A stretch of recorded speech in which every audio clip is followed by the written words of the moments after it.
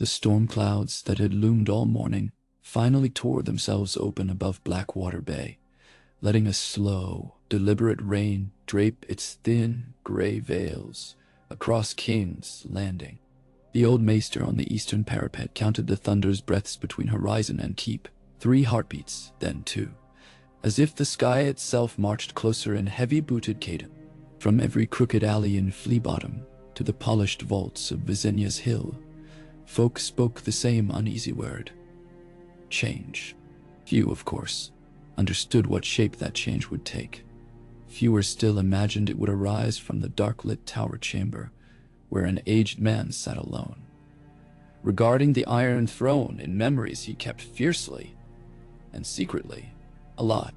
AEMON Targaryen had long outlived the sweet wine of public rumor. Once, he had been accounted the realm's scholar, the rider of the golden-scaled crone Vesperies, a prince whose voice carried gentle music and quiet judgment. That was before his beard whitened, before his sisters passed and his nephews fell, before his bones protested each winter dawn. A century of breath weighed upon him now, 100 full years since the midwives set him squalling beneath the red trees of Summerhall. In that time he had watched 4 kings sit the throne forged of Aegon's conquests and Balerion's fire. He had taught their heirs letters, whispered counsel in council chambers, soothed queens through birthing pains and brothers through griefs. He had buried every dream of his own ascension beneath duty, as if repetition alone could anchor his spirit to humility. Yet tonight the wet wind smelled of smoke and iron, and in its hush he heard the ring of chains slipping from old wrists.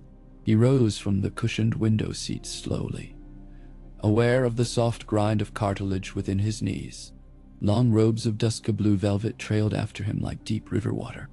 His bare feet found polished stone that had cooled with the storm. One trembling hand closed around the carved dragon head of his cane, obsidian eyes glittering beneath torchlight, while the other drifted to a letter sealed in gold wax upon his desk. Only 2 words marked the fold in slanted Valyrian script: for Viserys. He thought of his youngest grandnephew, the boy king who presently sat in the Red Keep dreaming of tournaments and painted shields. Viserys was sweeter-voiced and harmless, much as Aemon himself had once seemed. But sweetness could be a sickness when the realm tasted of blood and banners. Dawn had risen again in quiet rebellions along the bone-white deserts. The Ironborn whispered prayers to a king beneath the waves.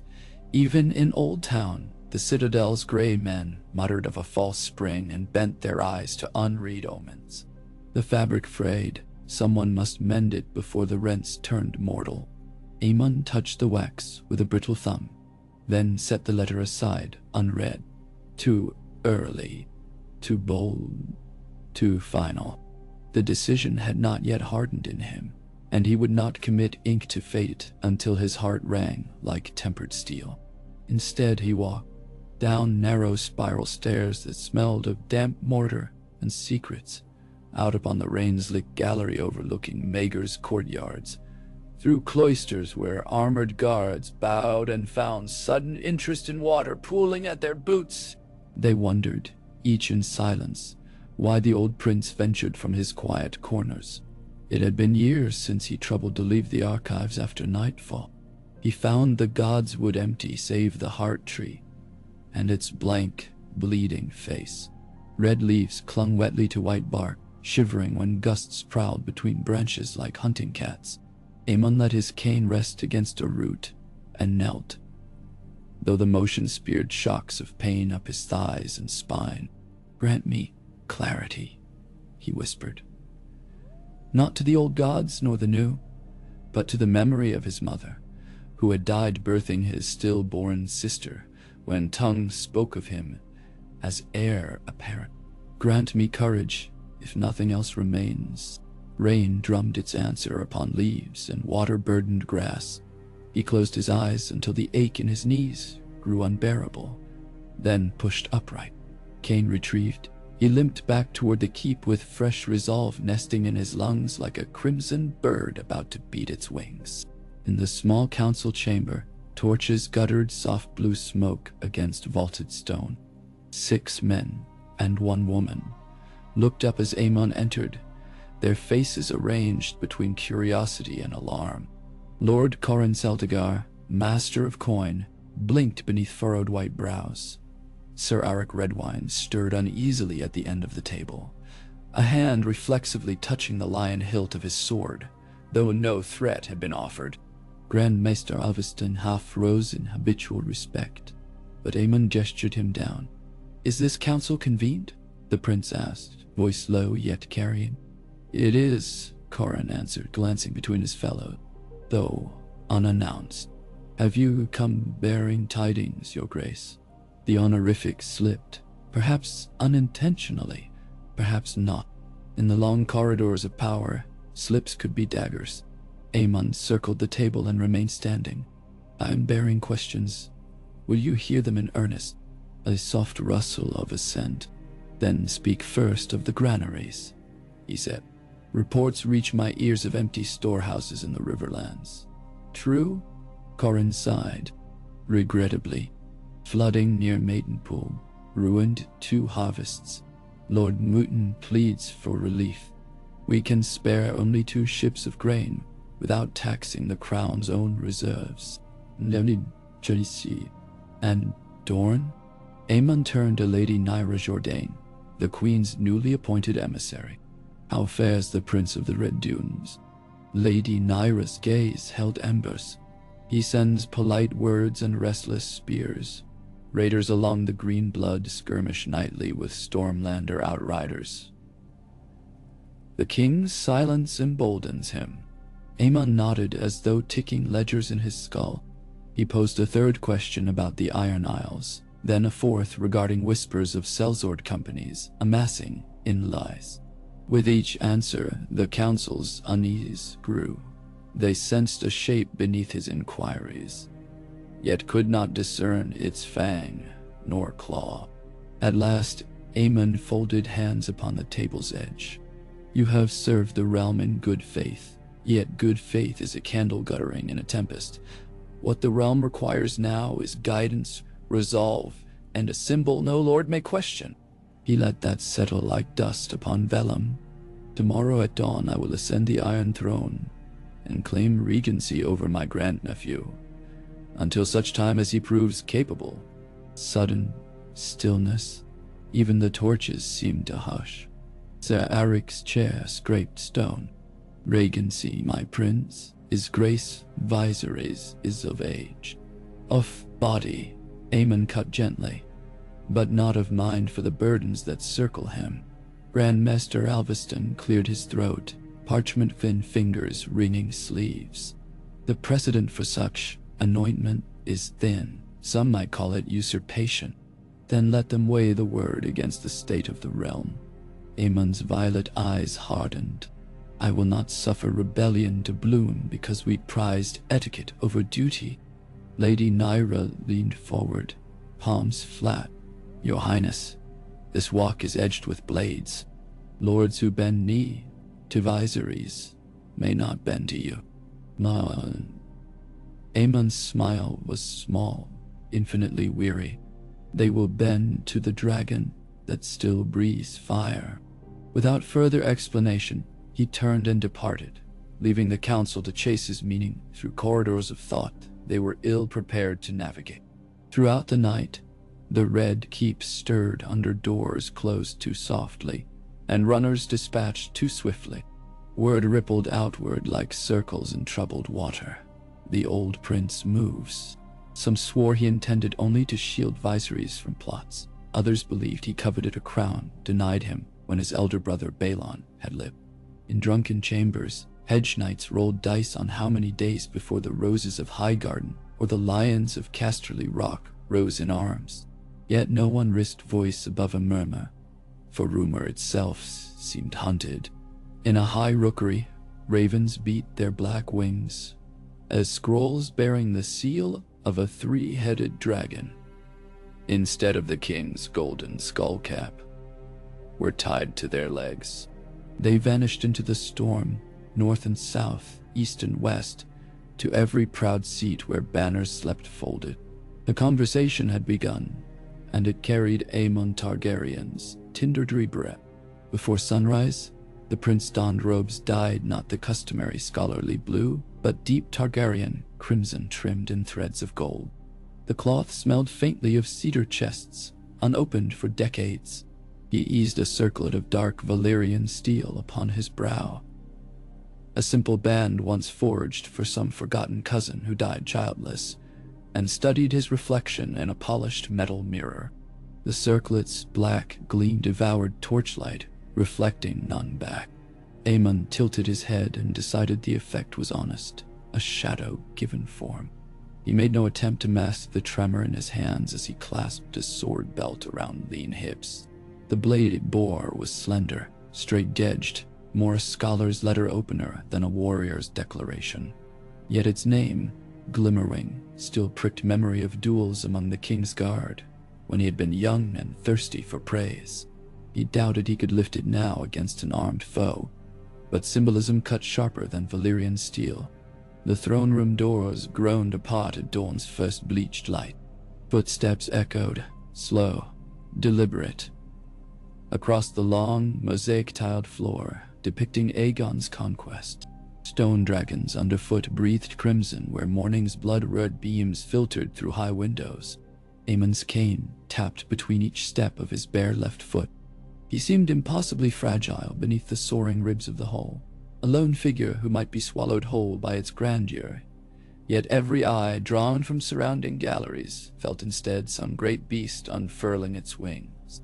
The Iron Throne awaited, a jagged black mountain of blades hammered into chaos. It had scarred kings, broken queens, devoured lesser souls whole. AEMON had written histories of those wounds, studied the seams where legend and caution joined.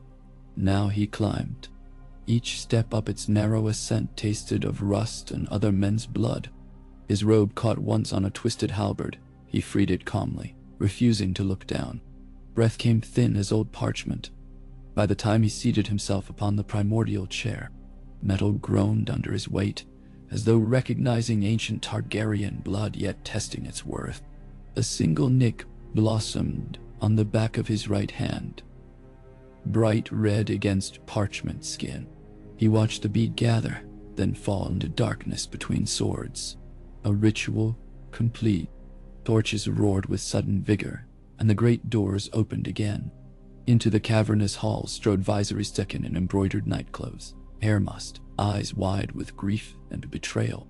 Behind him shuffled two white-cloaked Kingsguard, Sir Lucerys Mertens and Sir Ultone Wilde, both uncertain whether to draw steel or avert eyes. The boy king's voice cracked louder than thunder. "Uncle, what treason is this?" AEMON inclined his head, almost bowing upon the throne. "No treason, my king. Only duty fulfilled. You sit my seat. I keep it warm until such hour as you are ready to bear its thorns." Viserys clenched fists. "I am ready." The old prince's gaze was steady, tender, unyielding. "Are you ready to condemn 1,000 souls to starvation, so that one Lord of Mutin may continue his private wars? Ready to change ships at Old Volantis, because the coffers cannot satisfy their tariffs? Ready to bleed the Dornish sands? Ready to bleed the Dornish sands red? Until the deserts drink peace. These choices await the hand." Viserys opened his mouth, found no answer, closed it. AEMON spread thin fingers over iron armrests. "I will teach you. 1 year, 2, if needed. You will ride with me across the realm, hear petitions, feel the wind of every corner. When I rise from this throne, none shall doubt your strength. Oh, and if I refuse," Viserys whispered, "then you may command your guard to kill me." AEMON's smile returned, weary marble. "I will not resist, but you will stain the throne steps with kin's blood, and the bells will toll not for my passing, but for the realm's fracture." Sir Lucerys Mertens swallowed hard. Sir Ultan glanced away. Rain hammered stained glass high above, a drum of distant judgment. Viserys' shoulders slumped as though spears pierced them. Finally, he nodded once, curt and heavy. So be it. The proclamation of Prince Aemon's regency rolled across the city, like thunder chased by lightning. Some cheered the dragon scholar's wisdom, others muttered of stolen crowns. Yet in the Riverlands, ravens descended with promises of grain. In Dorne, Princess Nymeria's descendants received letters laden with olive branches, and to the Iron Isles sailed a single ship bearing Aemon's envoy, an 80-year-old priest with scars on every finger. For only one who had lost might teach reaving men the cost of take. Deeds followed words, as hounds follow scent, and lords began to wonder if perhaps the realm's sudden hush of breath was relief rather than fear. But not all hearts beat in harmony with the old dragon's slow, deliberate cadence. In the jade vaults of the arbor, Lord Tybalt Redwine scrawled messages in cipher to Casterly Rock. In the Eyrie, young Lord Jaehaerys Arryn practiced speeches that questioned legitimacy. Along the stepstones, a black-sailed fleet raised banners of a faceless man, rumored dead long years ago. Beyond the far narrow sea, in a city whose red walls glowed like embers, a widow queen read Aemon's raven thrice, and let the parchment curl to ash between her fingers. The dance of age and youth had begun, and the first chords were soft as a distant harp. Yet harps may guide armies as surely as trumpets when they pluck at the sinews of pride. Weeks passed in quiet labor. Aemon convened open courts each morning, hearing disputes with patience sharpened by the knowledge that every hour of sunlight was borrowed coin. He summoned maesters to map wrought hidden debts, commanded smiths to strike excess coinage into plowshares distributed among starving villages, and, most shocking, ordered half the Red Keep store of Arbor Gold vintages, sold at auction to feed the crown's cup. Bacchanalian lords cried sacrilege. Hungry children licked grape-stained lips anew. Viserys shadowed him dutifully, scribing notes until quills bruised his fingers. He watched how Aemon listened more than he spoke, how he weighed each lord's words, not by voice but by the small shifts of their eyes, the tremor of rings upon polished wood. Court, the prince discovered, was theater, and the best actors never spoke their lines aloud. On the 42nd day of Regency, as dusk poured purple wine across the bay, Aemon took Viserys atop the tallest tower. Wind tugged their cloaks into snapping banners. The city stretched beneath them like a living map. Sept domes, rookeries, dockside cranes, frozen mid-lift. The dark serpent of the river, lit by floating torches. For a moment, neither spoke. "You see lines," Viserys said at last. "Lines tell the story of colors," Aemon replied, "and stories keep kingdoms sewn together. My lords call you the Raven King." The boy tasted each word carefully. "They mean it as jest, yet I think they fear you too." "Let them." Aemon squeezed slender shoulders. "Better they fear 100-year-old marsh reed than cut their own throats upon ambition." They stood until night's chill chased them inside. Candlelight behind shutters revealed fresh frost in Aemon's hair, a silver crown above the steel circlet. Viserys noticed and felt an ache he could not name.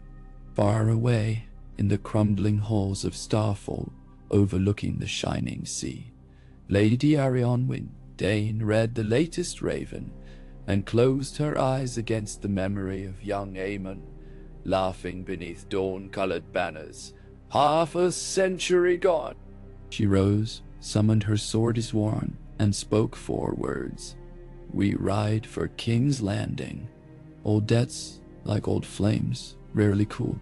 In Lannisport, Lord Daemon Lannister received identical tidings and swore beneath breath, surely no maester recorded. Yet he penned courteous replies, weighing the price of alliance against the cost of inaction. Gold smelled sweeter when poured upon uncertain flames. Every letter returned to the Red Keep like migrating birds. Aemon read each with serene calm. filing them within 3 lacquered boxes, marked promise, doubt, and threat. He kept the lids unlatched, as if ready to shift any scroll at a moment's pause. The first true crack in calm arrived with blood on marble. It was moonless when shadows slipped through the kitchen postern.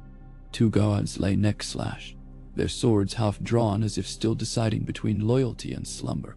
Steps padded softer than cat paws across servant corridors, up narrow servant stairs, and into the hall adjoining Viziris' chambers. There a figure draped in mottled silks drew a dagger black as night and pressed it to the slumbering king's throat, only to find the throat wooden, stuffed with straw. The bed exploded. White-cloaked knights swung steel, torches flared, alarms clanged hollow through stone. The assassin whirled like ink thrown upon parchment, slicing Sir Ultan across the cheek, rolling beneath Sir Lucerus' downward cut, then vaulting through a window in a spray of shattered moonglass. Below, in the courtyard lit by braziers, AEMON Targaryen straightened from a study of the night sky. He watched the assassin land in a crouch upon flagstones. Watched, too, the sudden pause when the killer beheld him. No Kingsguard barred the old man's path, none needed.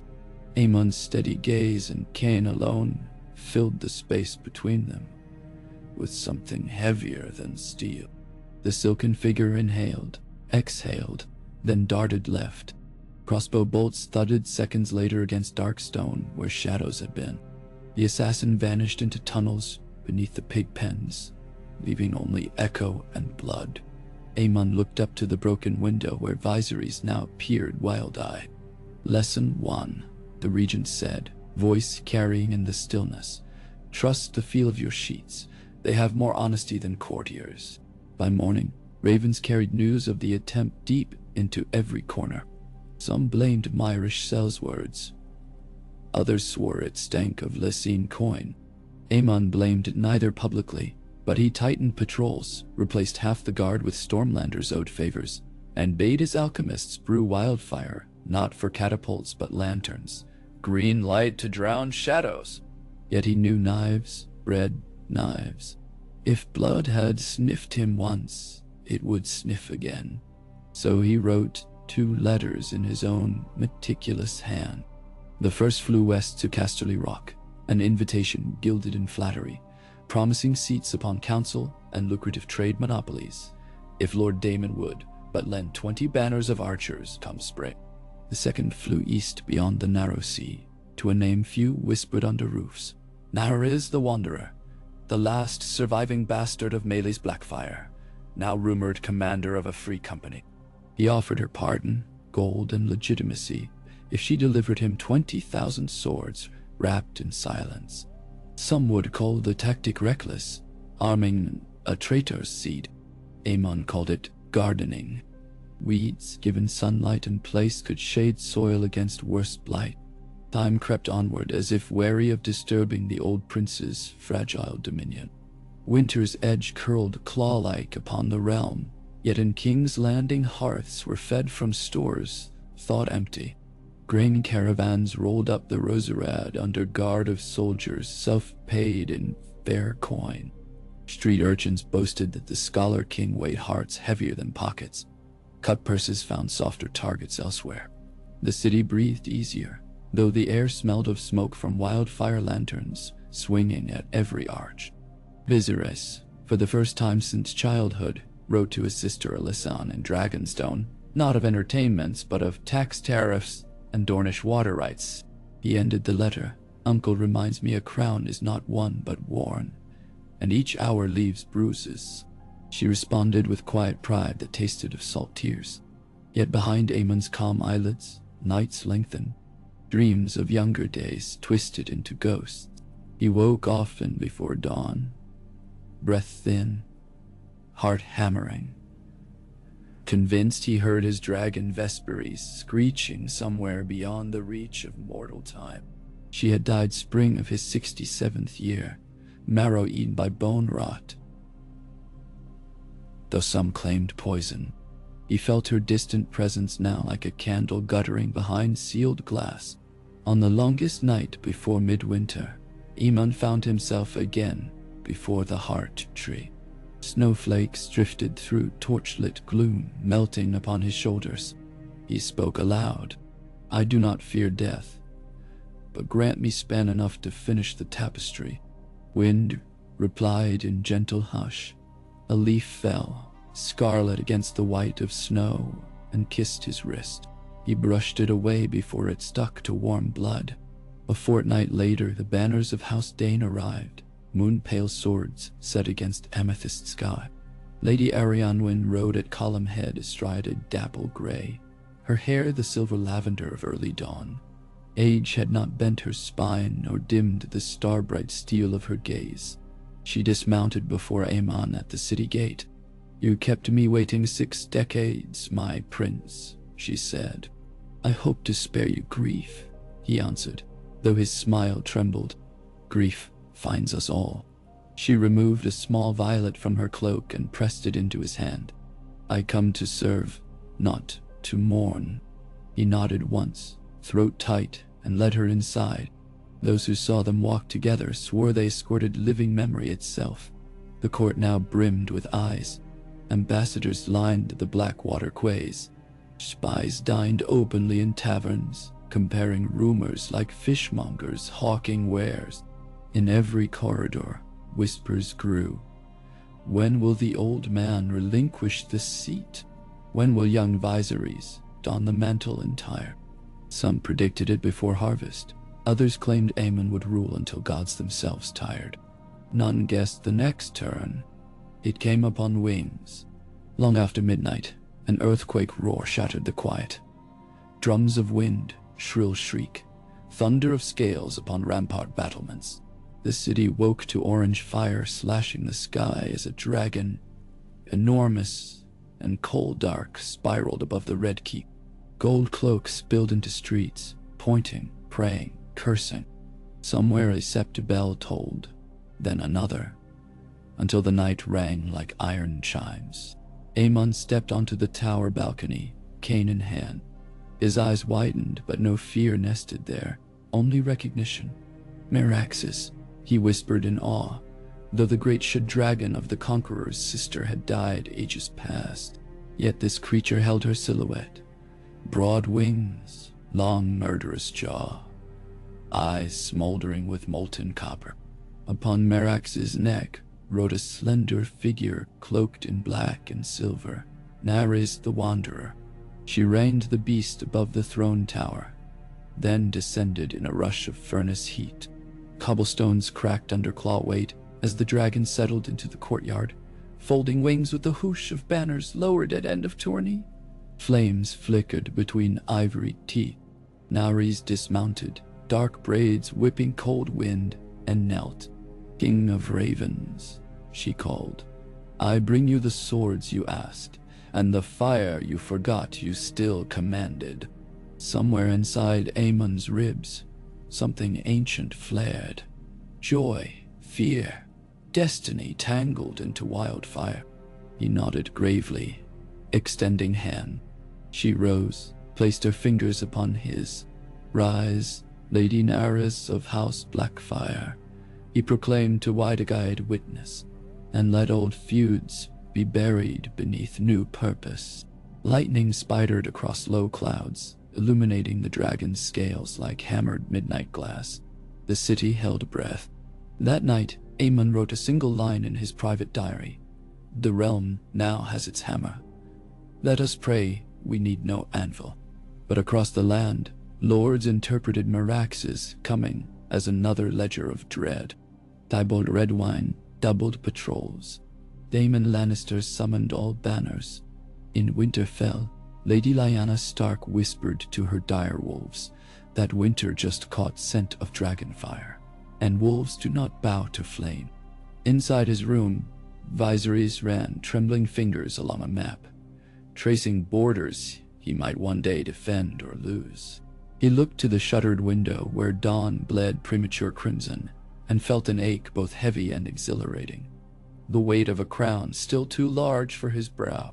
Weeks steeped into months. Snow-dusted King's Landing only thrice, soft and uncertain. like a child testing cold water. Trade prospered, feasts grew humble yet honest, the realm's breath evened. Some dared imagine they glimpsed a golden spring ahead, though maesters measured sleet and reminded earls of history's cruel cycles. AEMON walked daily among markets, retinue modest, Nairis behind, visories at side, Lady Arianwen paced to flank. Crowds parted for them not in fear but reverence, and the prince answered every greeting by name when memory allowed. Children chased his cane tip, laughing at its carved dragon head. He gifted each an iron coin stamped with three-headed sigil. A city that once reviled dragons now dreamed of their return. Yet beyond walls, storm seeds sprouted. On the gold road south of Stonehenge, a column of sellswords bearing flayed man, sigils ambushed a royal wagon escorting grain. Only ashes remained when runners arrived. Their report chilled council blood. The Boltons of the dread fort, thought quiet behind northern snows, had allied with exiled mercenaries starved for spoils.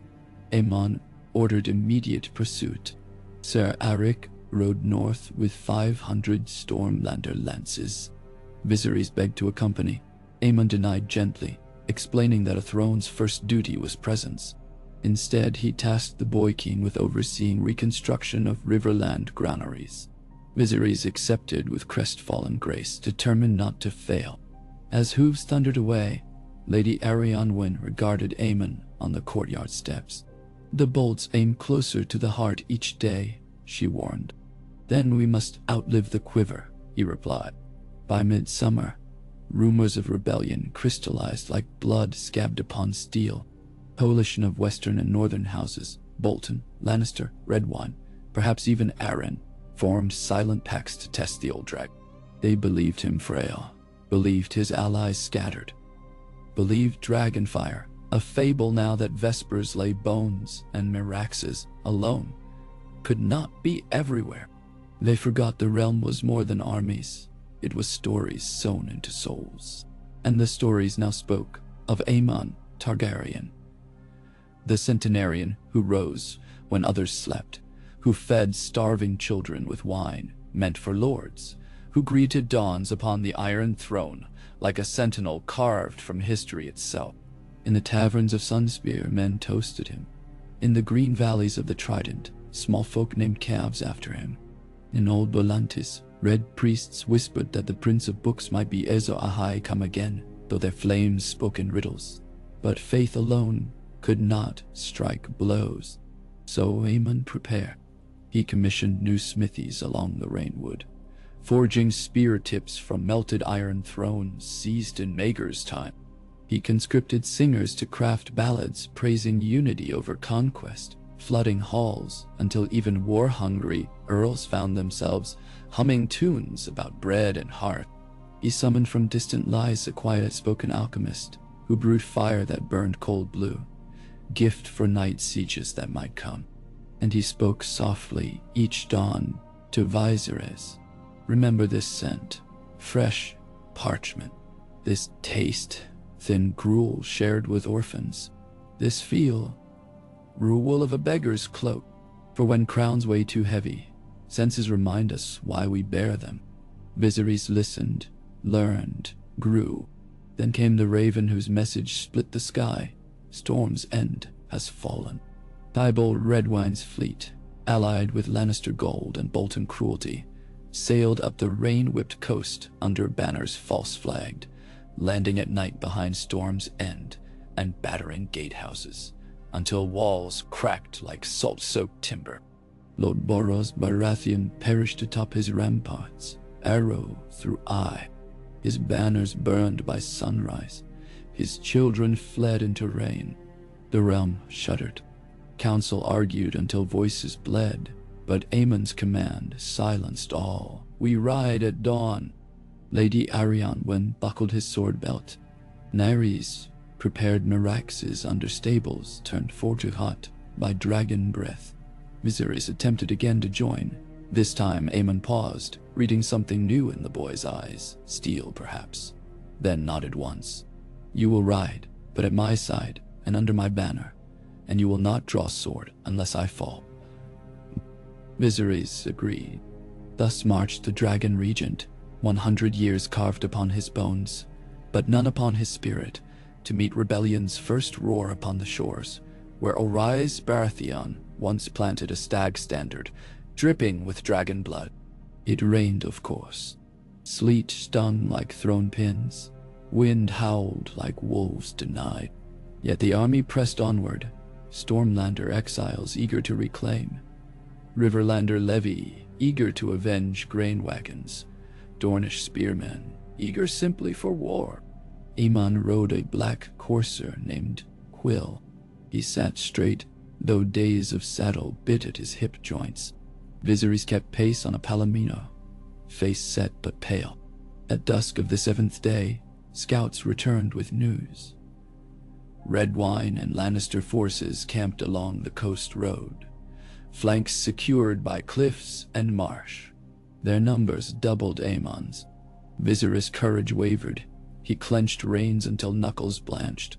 "We cannot break them head gone," he whispered to his uncle.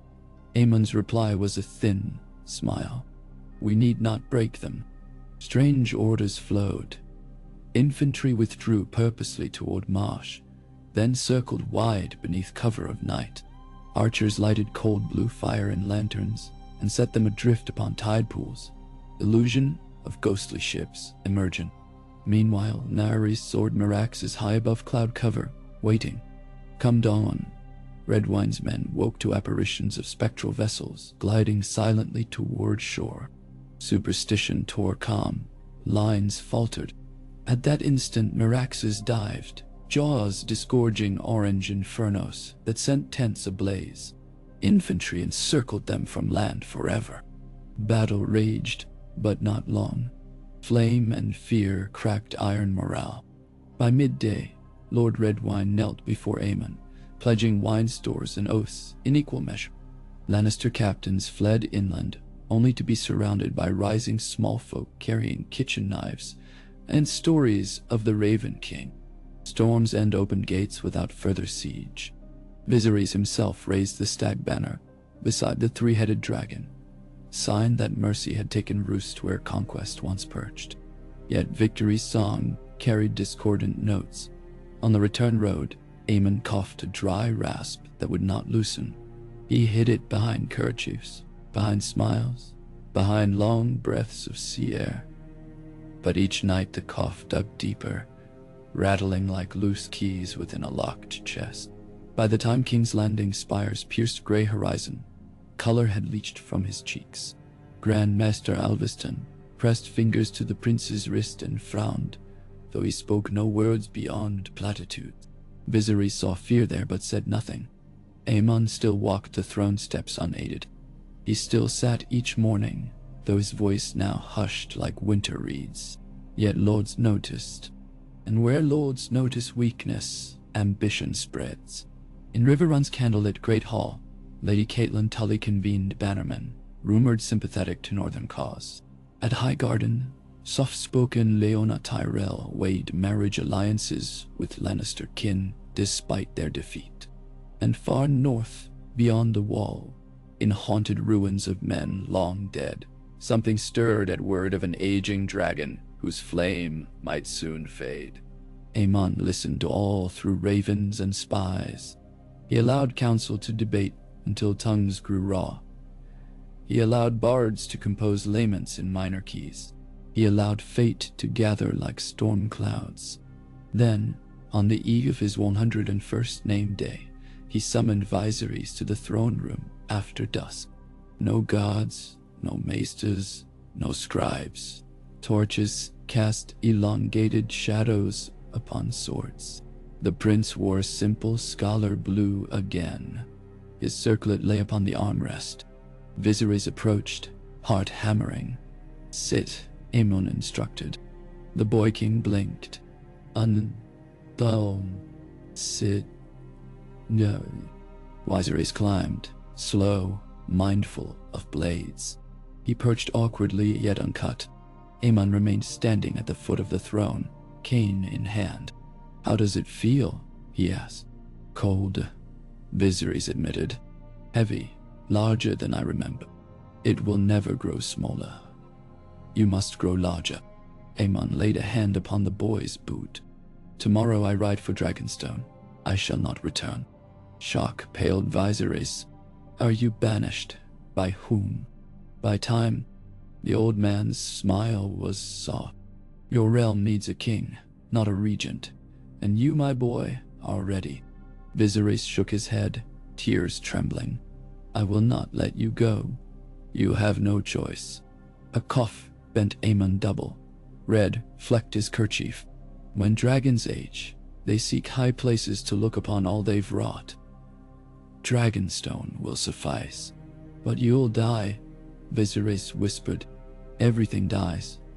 But stories endure. Right ours will. AEMON straightened. Promise me. I promise. Morning's first light found the city gathered along Mud Gate. AEMON Targaryen, clad in travel cloak, mounted quill. Naris and Miraxes circled overhead, waiting escort. Viserys, crown newly forged yet feeling old as mountains, clasped his uncle's forearm. Return, he begged beneath breath. AEMON pressed something into his palm. A tiny carved dragon head, the top of his cane. Keep the eyes forward, he said. They see what we sometimes forget. Then he spurred his horse forward, banners fluttering behind like pages torn from history. From a cliff on Dragonstone, later that year, sailors swore they saw a lone figure standing near the Dragonmon's smoldering vent, staff in hand, gaze cast to horizon where sun met sea. When Meraxes took wing and wheeled thrice above the mountain, her rider absent, the sailors crossed hearts and spoke no more. Back in King's Landing, Viserys too convened his first council as true king. On the table before him lay 3 lacquered boxes, lids unlatched. He reached, eyes steady, and moved one scroll from threat to promise. The realm, at last, exhaled, and somewhere, perhaps only in memory, lit by wildfire lanterns, an old prince walked a library without walls, cataloging lives into stories, stories into legends, legends into the quiet of night. He paused at a window that opened upon all the world and whispered, "The dragon still breathes." Then, satisfied, he closed the book.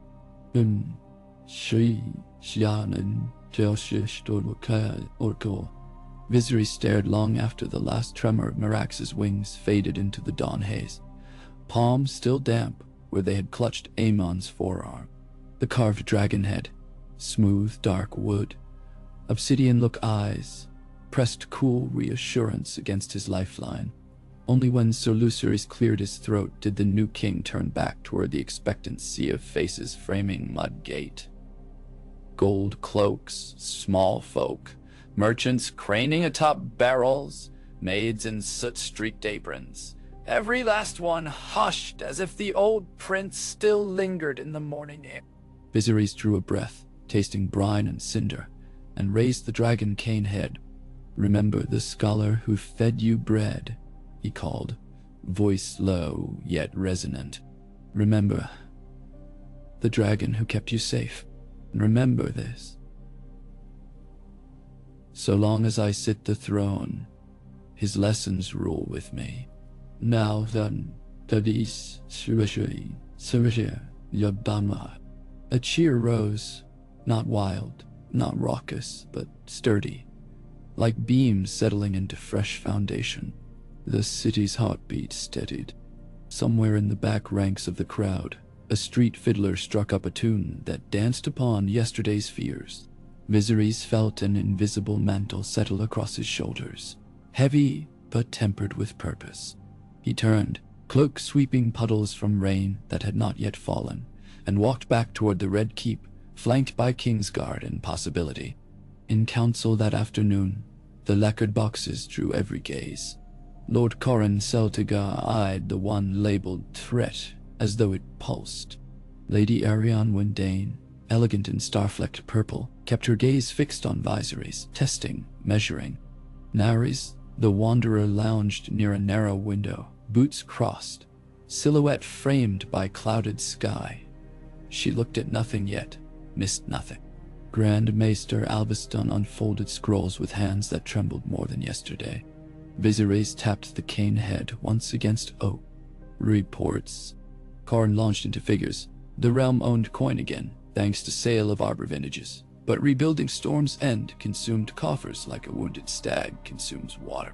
Harvests in the Riverlands showed promise, yet risk from Bolton incursions increased grain shipping costs. The Lannisters sent measured apologies for their captain's treason, but no gold with the apologies. Only promises to discipline errant kin. Tyrell envoys suggested marriage alliances to stabilize relations. Aaron Ravens arrived blank of threat, but pregnant with watchful silence. Trade? Viserys asked. Improving, Corin admitted, yet volatile. We dare not raise tariffs while harvest still in question. Viserys nodded and looked to Lady Nyra Jourdain, now his master of whispers. Dawn. Her amber eyes flickered. Prince Qhoran prepares to host you come spring. He insists on your personal attendance at the Lemon Blossom Festival. His words glow. Viserys' fingers drummed. Naris, what of your free company? She straightened. 3,000 in garrison north of Blackwater, 5,000 drilling on Driftmark beaches, the remainder rotating patrols. They pledge loyalty to fire, not coin, so long as Meraxes roams the skies. And sure they are fed, Viserys said. Hunger turns banners. Lady Arryn inclined her head. Our most pressing wound remains the Bolton Lannister Accord. While Storm's End rebuilds, they can cut across the Riverlands and choke grain again. Viserys rose, circled the table, fingertips skimming the lacquered box labeled doubt. Then we shall bleed their supply first. Nyra, send word to every miller along the Trident. Any grain bound for Dreadfort or Lannisport travels only with crown writs and escort. Corin, pay double rate to those escorts. Lady Arryn, muster a vanguard of Dane swords and Stormlander archers. We'll plant them in Harrenhal as watchmen.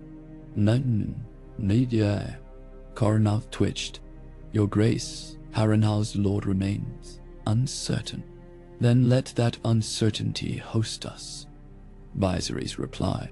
If House Went cannot secure the realm's heart, the realm's heart will secure House Went.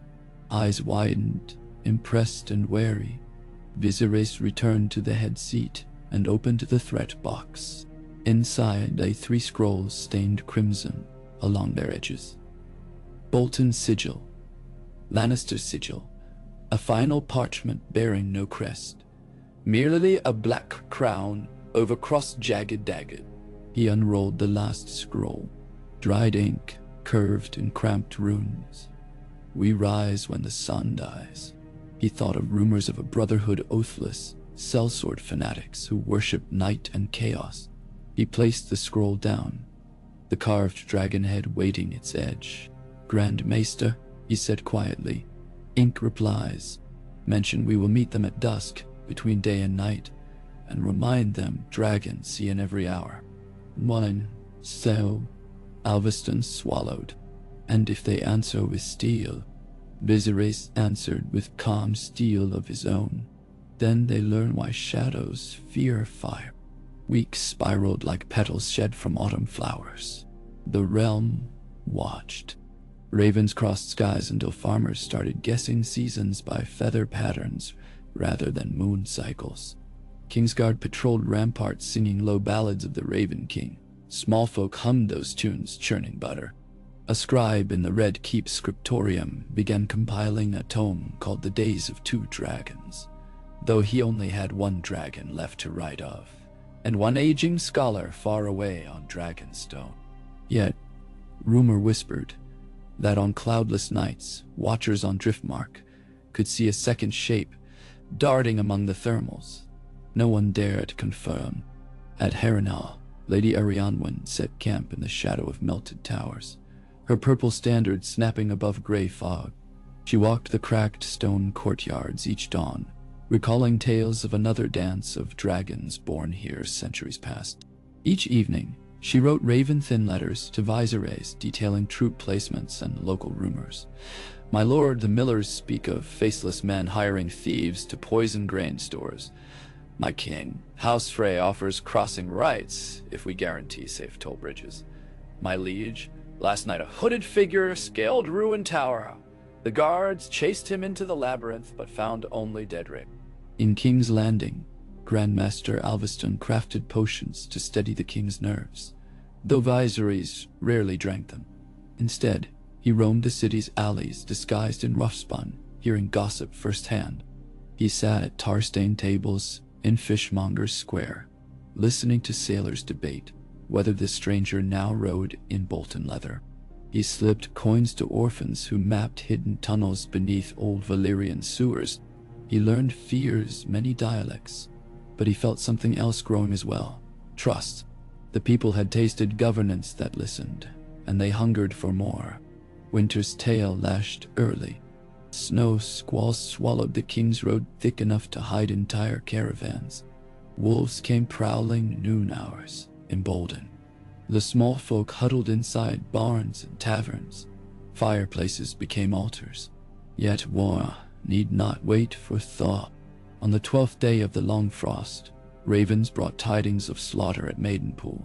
Bolton flayers had ridden south under moonless sky, butchered caravans, hanged the Lord's son from ramparts as warning. Viserys convened council before dawn.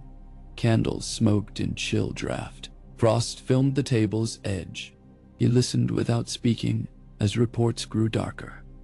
Lannister outriders seized gold mines near Pink Maiden, oathless Brotherhood cells, ignited grain warehouses outside King's Landing itself, then vanished into city warrens. When silence fell, he drew glimmering. The slender blade, once AEMON's, laid it before them with a clink like splitting ice. Enough. His voice cracked, but not from fear. If wolves surround the hearth, we hunt them, not barter with them. Naerys, rally every sellsword sworn by Dragonflame. Corrin, release full winter allotment of coin. Lady Arianwen stays at Harrenhal. We march to join. Corrin paled. Your Grace, leaving King's Landing exposed, will inspire attack.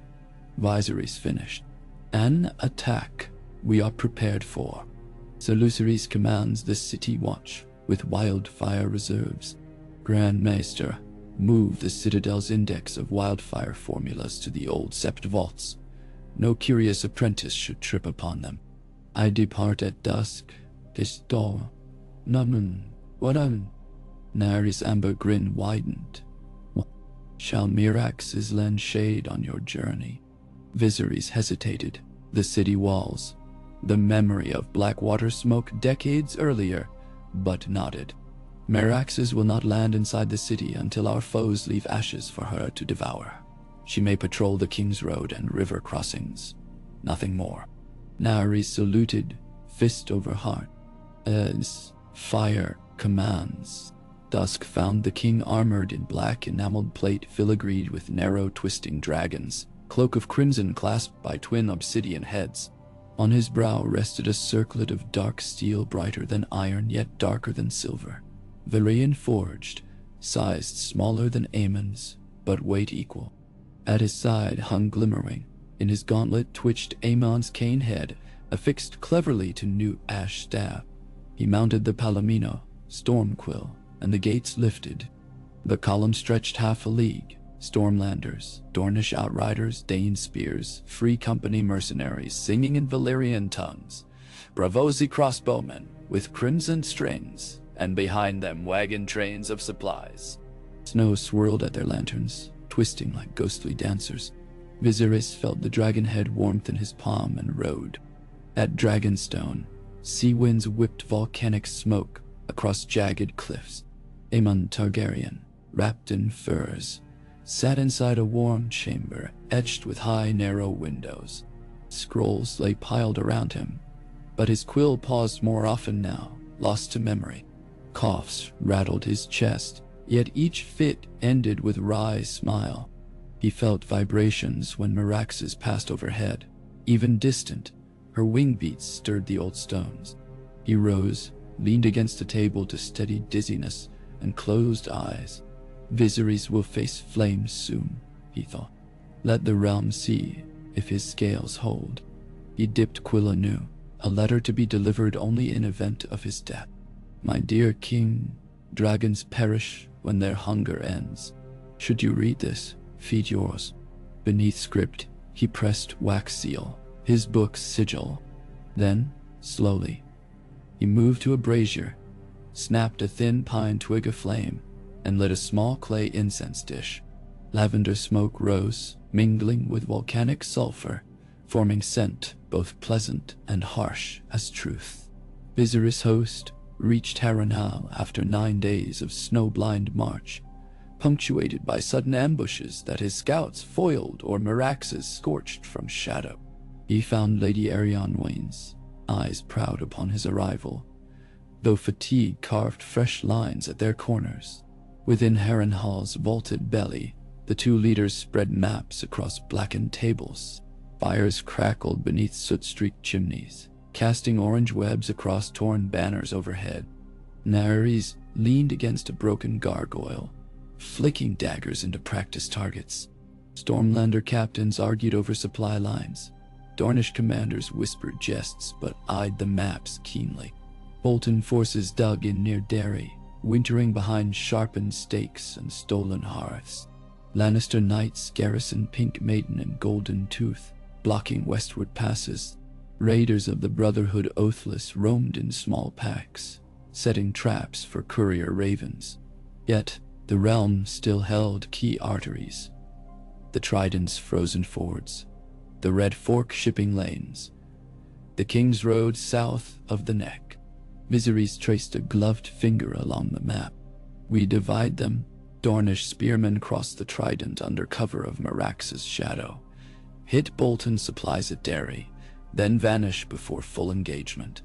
Day Knights feint west toward Pink Maiden, drawing Lannister cavalry into Rivermarsh where Stormlander longbows wait. Classic hammer and anvil, Eärionwain murmured. Uncle taught me iron still shapes strategy. Viserys surveyed the room. But we must temper iron and surprise. Naerys. She flipped a dagger midair, caught it by blade. Fly west to the rock, torch their treasury. Lighter. For now, you carry me past their lines under night gloom. We parley with Lord Daemon. A murmur rose. Risky, reckless. Viserys raised both hands. The lion values face. Remove his and he roars harder. Show him a face worth alliance, he considers. He stood aside at Storm's End once ambitions proved hollow. And the Boltons? Eärionwain asked. Viserys' nostrils flared. Boltons understand fear alone. They'll feel it last. 2 nights later, beneath starless black, Meraxes soared west, with Viserys and Naerys strapped in saddle. Wind slashed breath from lungs, cold tears from eyes. Below, snow-drowned plains stretched silver. Castamir's ruined chimneys thrust like broken fingers. The Trident's frozen weave shimmered. Meraxes banked above the red mountains before descending upon Lannisport at dawn's cusp, when city guards still stamped feet against chill, eyelids heavy. She landed outside Golden Gates with earthquake tremor, exhaling only smoke, no flame, yet smoke enough to send gold-cloaked watch scattering. Viserys dismounted into knee-deep snow, cloak billowing. Naerys remained seated, spear across lap, amber eyes scanning battlements. I seek Lord Daemon, the king announced, voice booming through cupped hands. I come unarmed. Murals of roaring lions stared down suspiciously. After tense minutes, the gates cracked. Daemon Lannister emerged, clad in crimson cloak, beard laced with frost. He approached briskly, stopping a sword's reach away. Your grace surprises me. Better than disappointing you, Viserys replied. What term? Viserys extended gloved hand, palm up. Peace for privilege. Recall our letters. Trade monopolies through Lannisport if you stand neutral. Coin for your mines if you send rebels no aid. The royal road secured for west-east caravans. In return, the realm spares your harvest from requisition and names your son master of ships once he proves seaworthy. Daemon studied him. Overhead, Meraxes rumbled. You think an old man's dragon sways me? I think profit sways everyone, Viserys said. Rebellion is expensive. Coffers drained at storm's end. Invest in the crown and watch them refill. Silence stretched. Snowflakes whirled. At last Daemon exhaled. My fleet carries grain bound for Casterly Rock. Divert it east and I risk famine in the west. Divert half, Viserys countered. I'll send Tyrell wagons laden with reach grain to your ports come spring. A muscle in Daemon's jaw flexed. The reach owes me debts. The crown ensures they pay. And Bolton will bleed. Viserys' eyes glinted like flint. Daemon's shoulders lowered a fraction. He extended his own hand and clasped the king's. Done, but recall, lions like meat, not chains. Viserys nodded. Then hunt with us, not against us. Meraxes lifted into dawn, leaving Lannisport awash in rumors and excitement. Viserys felt buoyant. Naerys laughed in the wind. You parley like a sellsword, she teased. I learned language matters less than leverage, he replied. They returned to Harrenhal with news of neutrality pact, and the camp erupted in cheers. Some jubilant, some wary. Lady Arianwen clasped Viserys' hands, pride shining. Uncle would smile, she whispered. Preparations accelerated. Scouts confirmed Bolton supply lines stretched thin across snow-choked roads. With Lannister coin out, they paid mercenaries in flayed skins, and fear alone. The Brotherhood, oathless, attacked a supply barge on Red Fork, but discovered crates of empty jugs, bait left by Stormlanders, who ambushed and captured half their number. Viserys kept momentum. Dornish outriders slashed through Bolton rear lines, burning stored pork and ale. Dane archers cut Lannister stragglers, retreating north. Meraxes patrolled overhead, each swoop scattering enemy horses like wind in wheat. Then, late one night, a courier burst into command tent, cheeks crusted with frost. Lord Bolton advances, full force, headed straight for Harrenhal. Viserys paused over the map. Numbers. 5,000 hard fighters, my king. Their banners show skinned direwolf crowned with black sun. Viserys glanced to Arianwen. We have 7,000 here. Another 1,000 Stormlanders en route. But walls half crumble. Harrenhal never rebuilt. Lady Dane's smile wore starfire. Let them think crumbling walls hide crumbling will. Naerys paced like a caged cat. Meraxes can scatter them before they breach moat. Not yet, Viserys said. Bolton men expect fear. Give them stone first. When fear arrives, it must surprise. 2 dawns later, flayed man banners appeared through driving snow. Columns of mailed riders and lumbering infantry, trudging across red forks, frozen shallows. Drums beat like dead hearts, flayed skin pennants cracked in wind.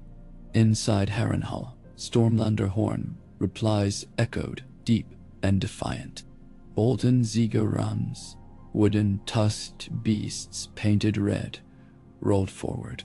Catapults lobbed barrels packed with pitch. Flames slapped ancient towers, but stone shrugged. Archers atop ramparts rained shafts. Bolton shields locked in iron wave. Viserys paced rampart walkway, glimmering sheathed, cane staff tapping. Snow melted where pitch fires licked. The king's breath plumed white. Lady Arianwen commanded bowmen with calm iron timbre. Dornish spear phalanxes massed behind broken gates, ready to surge. Hours ground like millstones. Bolton vanguard crashed at gate, hacking at iron-bound oak with axes coated in black tar. The wood groaned, splinters flying. Viserys raised hand. Signal.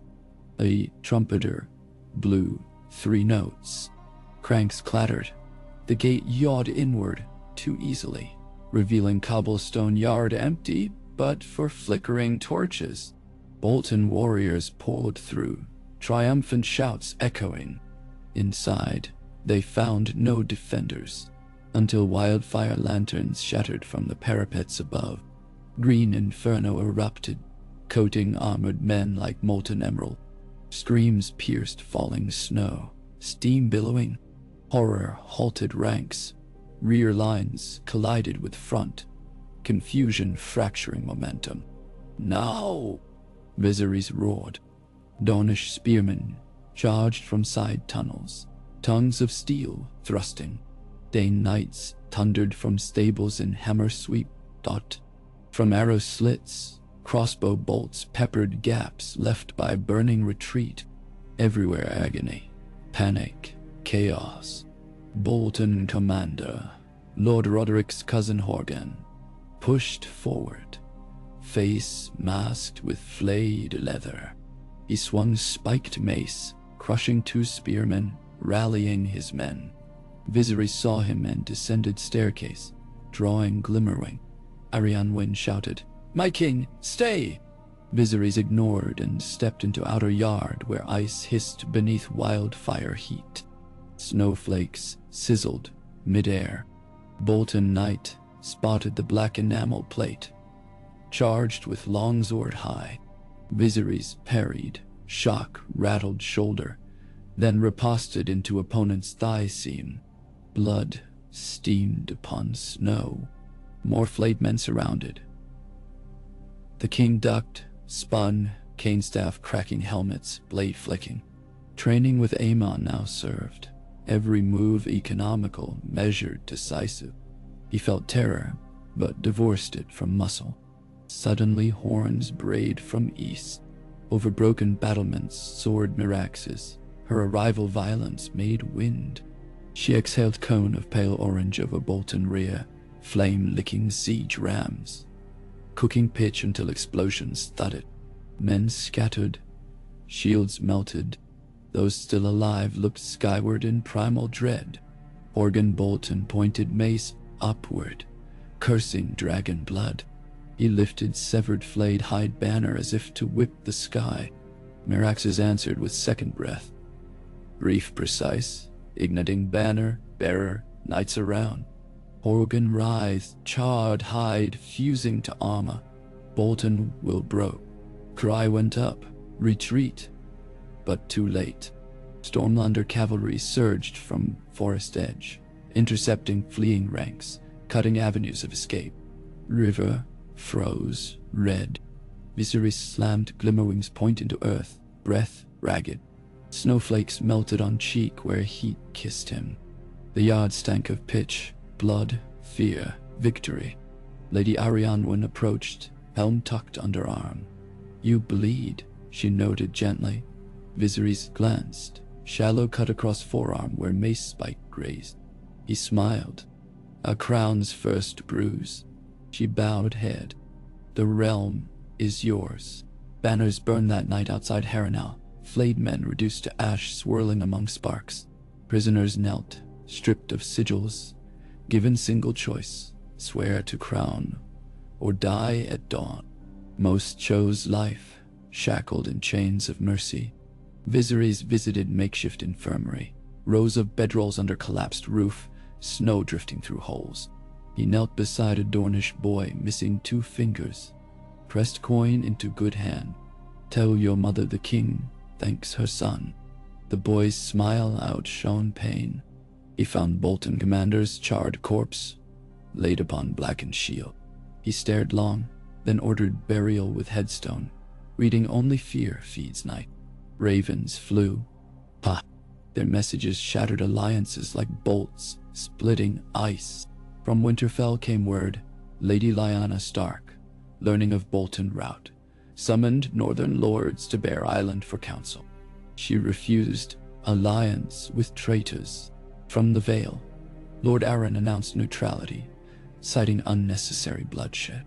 Highgarden sent carts of grain to Lannisport, and King's Landing both, seeking to profit from peace. The Brotherhood oathless attempted one last assault on Harrenhal under New Moon. But wildfire lantern traps seared half their raiders. The rest vanished. Within fortnight, Viserys accepted surrender of Bolton Holdfast Mainstone, liberated Maidenpool, restored grain flows. Snow still fell, but hope thawed soil beneath. Still, one final storm brewed unseen. The courier hurried to Harrenhal bearing crimson-edged missive from Dragonstone. Seal broken, ink smeared by sea spray. Viserys' pulse climbed as he read. Aemon's cough worsens. Maester Chiron fears infection deep as lungs root. He refuses confinement. He walks the sea cliffs in storm winds, staring east. Come at once if you wish last counsel. Viserys' heart gripped like vice. He mounted Storm Quill before dawn with only Nares and 2 guards. Meraxes shadowed above. Snow parted, cold bit like guilt. Travel blurred until basalt pillars of Dragonstone speared fog. Castle's gargoyles watched arrival with grim silence. Inside smoky halls, servants guided the king to a dim chamber. Aemon sat near hearth, blankets across knees, face gaunt, yet violet eyes sparkled when Viserys entered. So the boy returns in lion's skin, croaked the prince. Viserys knelt, taking frail hand. In dragon's scales, uncle. Bolton flayed banners will fly no more. Aemon coughed, laughter. Then the realm stands. Tell me, did you sit tall? I sat tall, but I felt your cane guiding every verdict. Good. Aemon closed eyes briefly, breath shallow. My tapestry ends, yours begins. Remember, stories sow kingdoms. Viserys' voice cracked. I will weave carefully. Aemon's fingers tightened a fraction. Burn wasteful thread, men torn, embroider future bright, not gild past dull. He coughed, pain twisting features. Promise. I promise. Aemon exhaled, long and final as tide ebb. Quiet settled like first snow over battlefield. Hush of done deeds. Stillness broke only by crackle of hearth. Naerys stepped forward, placed hand upon Viserys' shoulder. His dragon sleeps. Viserys bowed head. Tears fell upon woven carpet shaped like encircling dragons. In hush, he felt weight of world shift fully onto his spine, and felt it straightening to meet burden. Aemon's bier sailed from Dragonstone on black-hulled ship surrounded by lanterns. Atop the deck lay his body in scholar blue, circlet resting upon chest, glimmerwing at side. Viserys stood as torchbearer. Meraxes circled once overhead. At edge of open sea, the king touched torch to pitch-soaked pyre. Flames roared, consuming scholar, sword, furs. Yet scroll case of his diaries remained untouched by design, locked safe in cabin. Fire painted night crimson, sparks joining stars. As hull cracked and sank, Viserys spoke softly. The dragon breathes still, and so long as it does, the realm remembers. Next morning he wrote edict, declaring Aemon Targaryen forever. Hand of the ages, his regency inscribed as era of the second dawn. Temples rang bells across 7 kingdoms. Scribes noted sunrise seemed brighter. Years unfolded from that morning, like banners in fresh wind. Viserys rebuilt Storm's End with help of Baratheon cousins. He appointed Lady Arrynwen as Queen's Guard captain, after she declined marriage offers. Naerys accepted lands at Crackclaw Point, founding new branch of Blackfire loyal to Crown. Meraxes nested near Dragonstone, watched over hatchling rumored to be Vesperies reborn. Bolton lands were parceled among northern houses after Lady Lyanna's tribunal, flaying outlawed. The Brotherhood oathless lost followers to new priesthood, praising dragons as guardians of balance. In Lannisport, trade caravans flourished across royal roads. Daemon Lannister's son became master of ships, improving harbor defenses. Highgarden's Grain Alliance endured, weaving wealth webs throughout Riverland. Dawn's Prince Quhoran kissed the king's ring at Lemon Blossom Festival, pledging spears to crown. Viserys married Cassana Velaryon, fair-haired, sea-green-eyed, and their first daughter was named Aemona in memory. She proved fierce, riding hatchling Sunshard at age 10. The realm cheered, and each winter eve, in candlelit solar, Viserys opened AEMON's diaries, reading counsel written in ink steady despite time. He added margins of his own, weaving, mending, burning waste thread, just as promised. One page recorded, "The day we broke Bolton fear with dragonfire, I felt more alive than ever. Yet Uncle told me life is not victory's heat.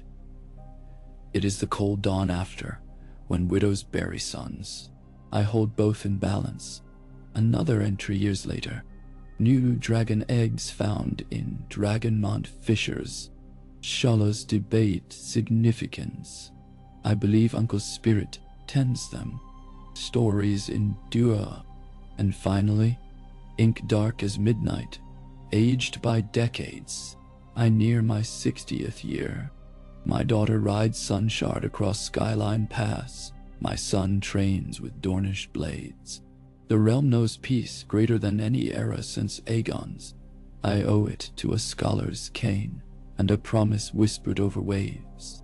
Dragons breathe, stories weave, thrones wound yet teach. May those who come after remember humility stands taller than crowns. High atop the Red Keep's tower, as another spring dawn gilded Blackwater Bay, Viserys stood alone. Below, the city thrummed. Fishermen hauling nets, bells from septs, laughter of children racing gulls. He held Aemon's cane head, rubbing smooth wood between fingers. Far off, a thunderous cry carried on salt wind. Merax's welcoming sunrise. Viserys smiled, tears pricking. He lifted the cane head like a toast. To the scholar who reminded a boy that dragons need wisdom, he whispered. In the bronze-wrought distance, behind mists, a faint echo seemed to answer. Pages turning in a library without walls. Viserys turned, cloak billowing crimson, and descended marble stair toward council chamber. There was grain to allocate, roads to mend, a daughter's dragon lesson to schedule. The world spun, demanding. Yet as he walked, he felt weight not heavier but balanced. The stories loom in capable hands. The dragon's breath within steady chest. And so the realm continued, candle by candle, dawn by dawn, word by word. Each stanza stitched by a king who had once been a boy beneath his uncle's shadow. Aemon's shadow became memory. Memory became guiding star. And the seven kingdoms, scarred, stubborn, magnificent, walked forward under wings of wisdom and flame. Shiryani. The wind that morning carried a teasing scent of orange blossoms from the royal gardens, braided with the tang of forge smoke from the city's myriad smithies. King Viserys II Targaryen stood at a high window in Maegor's Holdfast, shoulders squared, lips parted to taste the world he shepherded. 7 years had fled since Aemon's bier turned to cinders upon the narrow sea, yet the echoes of the scholar regent's step still guided each decision like an unseen metronome. Peace nested across the seven kingdoms, but peace, Viserys had learned, was a restless creature, always sniffing for cracks in its pen. Behind him, carved cedar doors swung open on oiled hinges. Sir Lucerys Mertens, Lord Commander of the King's Guard, inclined his silver-helmed head. "Your Grace, they await in the council chamber." The old knight's beard gone full snow-white, but his eyes gleamed with undimmed steel. Viserys let one more breath linger against his palate, floral, fiery, full of possibility, then turned. Then let us not keep the realm waiting. He followed Lucerys through passageways, gilded in morning light. Every third step, a soft tap of AEMON's dragonhead cane, now fitted to Viserys' height. Each tap sounded like a promise repeated. When the king entered, a hush greeted him. Around the table of black oak sat Lady Arianne Wendane, hair bound back in a silver star-crown braid. Corin Celtigar, still master of coin, though his brow bore deeper furrows. Lady Nyra Jourdain, whisper mistress in burgundy silk. Grand Maester Alveston, frail yet present. And lounging at the window, Naerys Blackfire, her half-smile and amber gaze both sharp as whetted steel. Viserys accepted his chair and unfolded a single parchment. "A raven from Old Town," he began, voice calm. "The conclave confirms a portent of comet fire, bright enough to rival the bleariest solar noon. They urge preparations for great tumult of realms. Predictions?" He placed the parchment flat. Ink still glistened. Corin sniffed. "Maesters chase omens whenever coffers run low. Donations swell faster than taxes, each time a star wags its tail." Alveston cleared his throat. "With respect, Lord Celtigar, even the faith prepares fasting rituals. Records show similar comets when Aegon first came to Westeros, and again at the forging of the Blackfire blade." Naerys twirled a dagger between slender fingers. "Perhaps the sky heralds new dragons. My hatcheries on Crackclaw Point report 2 eggs, whispering heat." "Namen, Cumlium." Arianne Ween raised an eyebrow. "A whisper is not a hatch. It is enough to make men dream," Naerys countered lightly. "And men who dream of fire become embers waiting for wind." Viserys tapped the cane head. "Dreams can be tended or left wild. We tend." Reports on the stepstones. Arianne Wyn slid forward a map, adorned with colored wax seals. Triarchy corsairs consolidate under a warlord called the Black Spoon. Her smile flickered ruefully. "No one knows why he chose the utensil, but he raids like a carving knife. 2 Lizin galleys scuttled, 1 Dornish merchantman, Char. Me." Corin's brow knotted. "Trade revenues from Sunspear drop with each attack. Our treaty with Prince Cuhoran obliges protection." "And protect we will," Viserys said. "Lord Commander, how many of the royal Drommonds are seaworthy?" Lucerys bowed slightly. 5 at full complement, another 3 refitting in Driftmark harbors. We send 3 to support Prince Cuhoran. Naerys, you and Meraxes will escort. A dragon's shadow over the waves may cool the Triarchy's fervor." Naerys saluted with 2 fingers to brow, grin widening. "Meraxes loves seafood." Corin leaned back, parchment rustling. "Ships and dragons cost dragons. Gold dragons, that is. We strain treasury threads to repair Dornish aqueducts and sponsor winter barley in the Vale." Viserys' violet eyes sharpened. "Then we weave new cloth, open low-interest loans to Pentoshi traders seeking Westerosi ports, levy modest tariffs on Myrish lace. Luxuries endure when grains wane. And..." He slid another parchment to Corin. "The Guild of Alchemists has perfected blue flame crystals. They wish crown patronage." Corin scanned, lips pursed. "If these crystals outperform coal, merchants would pay handsomely." "Precisely." Viserys folded hands. "With profit, we financed the fleet without widening smallfolk belts." "Maester," Alveston blinked awake from parchment reverie. "Yes, your grace." "The comet. When?" "Within the year, by calculations of Archmaester Lomal. It will cross North skies first. Then we ensure Northern skies look back proudly. Send ravens to Winterfell. Lady Lyanna invites me each spring, yet I have tarried. We journey north when roads thaw." The council murmured assent. Meeting ended. Quills scratched, scrolls rolled. Yet as chairs scraped, Nyra Jourdain lingered. "Sire," she murmured, voice pitched for royal ears alone. "My whisper vines in the free cities speak of a shadow banker from Korth funding the Black Spoon. They name him the Glass Man. No one's seen his face, only a reflection within colored smoke. Viserys' grip tightened upon the cane. Find the reflection. If coin fuels corsair blades, cut the purse at its strings. Already weaving, my king. Nyra dipped, departed. Viserys remained, seated a moment. Sunlight caught dust motes swirling above the table, golden as coins in freefall. Motes reminded him of memory, things that lingered though weightless. He let them settle, then rose. There was a dragon to visit. In the dragon pit's broad courtyard, heat shimmered above cracked marble. Meraxes lay coiled like an obsidian mountain, wings half unfurled to gather warmth. Her scales still bore crater-pitted scars from the Harrenhal's siege, each dent a badge. Stable hands in quilted fire leather scurried, laying cow carcasses near smoking nostrils. The great she-dragon eyed them but only rumbled approval. Viserys approached, helm tucked beneath arm.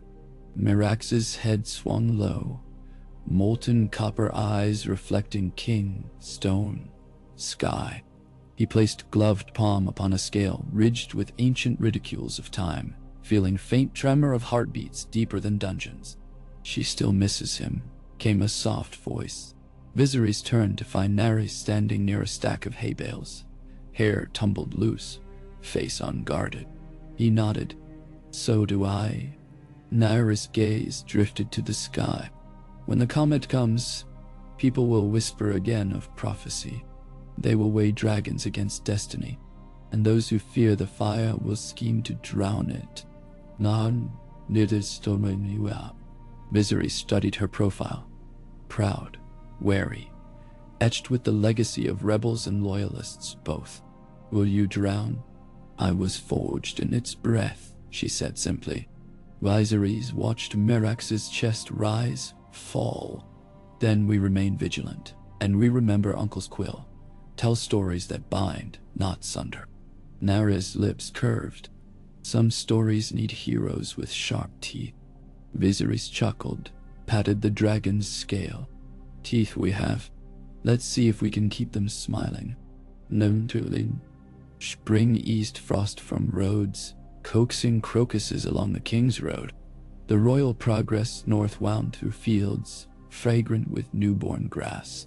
Viserys rode at column head beside Cassana Velaryon, their 12-year-old daughter Aemona, trotting behind on a chestnut gelding named Firefly. Sunshard, her young dragon, circled not far overhead, his wings a flare of molten gold against robin egg sky. Small folk lined villages, waving sprigs of winter rose. They shouted blessings for our dragon queen-to-be whenever Aemona passed. The child smiled, shy, determined, and practiced salutes with miniature gauntlet. Cassana beamed with maternal pride. Viserys watched both with mingled affection and protective dread. Dusk on the 6th day, their camp ringed the ruins of Hollard Hall, razed in Aerys' reign, never rebuilt. Aster blazed sunset, painted charred stones, umber. Viserys wandered alone, staff tapping embers of memory. History weighed here. House Hollard had once served dragons, then been executed by them. The king traced blackened lintels, wondering if futures might burn by such cycles again. A crunch of gravel behind him. Lady Arianne Wine appeared, cloak swishing. Your face clouds, sire. Viserys half smiled. Old ghosts beg attention. They whisper only if we listen. Her eyes took in the ruins, the fading sky, the distant roar of Sunshard chasing swallows. Yet sometimes ghosts warn of pitfalls ahead. Viserys turned fully. Speak plainly. Arianne Wynne offered parchment, sealed with wax of a shattered harp, the sigil of House Croft, minor Westerman. Intercepted letter. The Black Spoon courts alliances inland. He promises exclusive plunder rights to lords who feed his fleets with timber, flesh, and descent. Sir, I'm seeing Waziri. Yeah. Viserys scanned lines. Promises of stepstones, princedoms, of Stormlander coast sacked, of old town's glass-hearted star. He folded the letter. Which lords echo? House Widman, perhaps. Fools nursing ancient grudge after grain tariffs. Also rumors of Company of the Nine sending envoys. Viserys looked past her toward Firefly's silhouette. We tighten net. Nyra hunts Glassman. Now she hunts letters. If the spoon shouts promises, we whisper truths louder. He passed her AEMON's cane head. Send scribes to each minor house between the Mander and the Blackwater. Offer chartered river toll exemptions for 5 years, in exchange for fidelity oaths and 1 dragonstone egg placed as hostage in the Red Keep.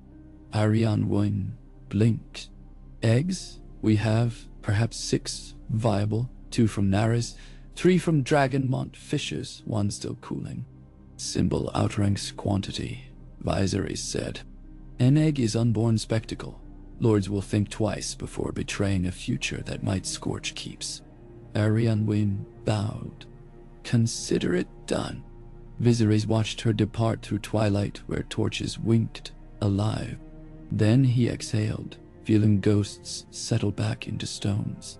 They reached Winterfell during pale dawn with the sky like hammered pewter. Ranks of sworn swords lined the stone bridge above the moat, banners snapping wolf-gray on icy gusts. Lady Lyanna Stark, not the dead girl of southern ballads but her niece, named in honor, awaited it atop the outer stairs, draped in white cloak trimmed with direwolf fur. When Viserys dismounted, she clapped gloved hand to his forearm. The north welcomes the dragon, provided it does not singe our snows. Viserys smiled thinly. We come to share hearth, not harvest ashes. Ceremony gave way to feasts of honeyed venison and hot-spiced cider. Musicians plucked harp strings while deer wolves howled beyond the walls. Aemona coaxed Sunshard to perch upon a ringed platform outside the godswood, his flames lighting frosted branches with orange glow. Northern children gasped in delight. Older men gulped mulled ale to steady nerves. On the 3rd night, Lyanna led Viserys through shadowy stone corridors to a circular chamber where Hearthfire haloed a carved weirwood chair. She sat. He remained standing. Their breaths misted in cold pockets. You keep peace ably, she said, gaze sharp. Yet whispers claim you feed Triarchy sharks with courtesy letters, while flensing your own lords with tariffs. Viserys' tilted head. Well, whispers seldom translate nuance. I feed wolves bread so they needn't stalk sheep. Bread grows scarce, come deep winter. So we plant barley in every valley. The Vale will lease at summer raids. Riverboats carry seed north before first snow. Viserys' tone remained mild. Yet I sense deeper worry. Lyanna sighed, fingers tracing direwolf carving. The Comet King. My maesters talk portents. Old ways speak of demon wines that ride star tales. Northern folk remember dark nights and cold suns. Should misfortune ride that fire, the North expects Targaryens to wield dragons as shield, not spot. Menis noish. Viserys nodded. If misfortune comes, dragons answer. But they answer truest beside wolves, not above them. Lyanna's eyes softened. Then let us bind trust. She produced a slender dagger forged of red steel. Valerian, but tinted as if quenched in wine.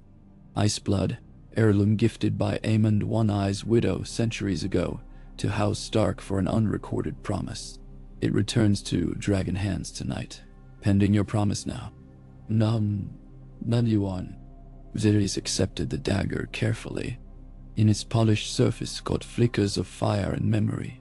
AEMON's eyes, Mirax's scales, fields of Bolton dead. I promise to guard the North as my own flesh. No, as my daughter's, for she will inherit these skies. Lyanna extended hand, clasped wrists, ice and flame steady. Travel south, resumed beneath broken cloud cover, like ships in gray ocean. Along the King's Road sprouted rumor. A silver-tailed star shimmered faintly in the northern horizon during deepest dusk. When AEMON pointed excitedly, Viserys saw only sky's bruise. But nights later, haze parted to reveal a ghost of fire threading darkness. Comet had come. It brightened each sunset, until farmers tilled by unnatural glow. Children named it Dragon's Lantern. Septons called it Stranger's Torch.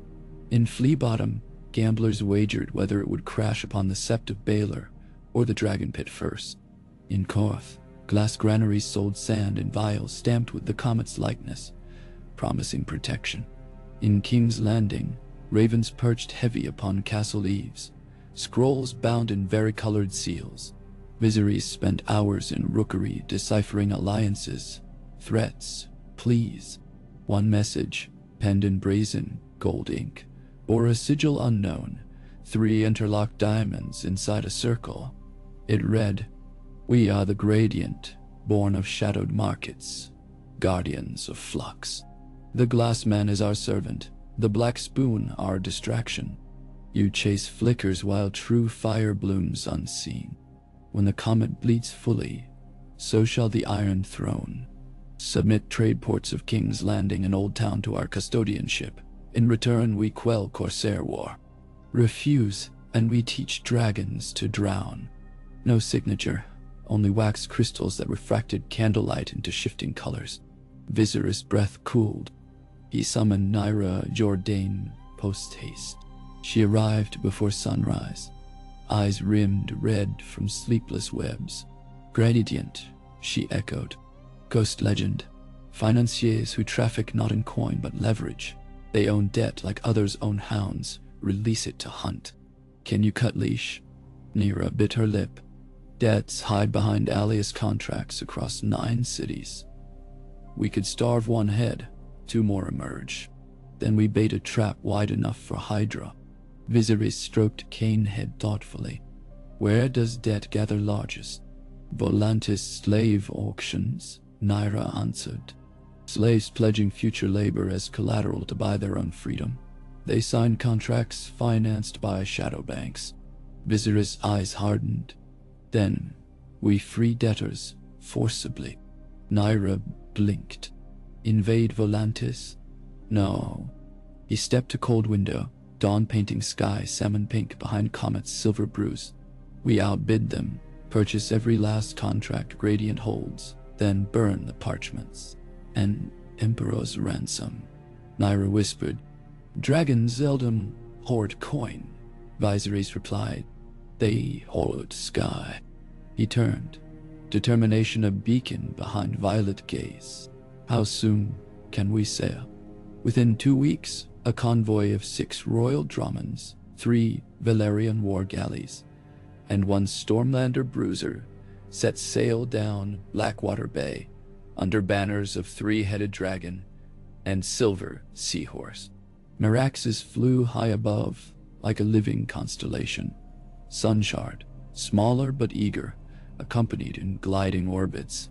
At night, the comet's tail mirrored their wakes, 2 streaks across heaven and sea. AEMON begged to join.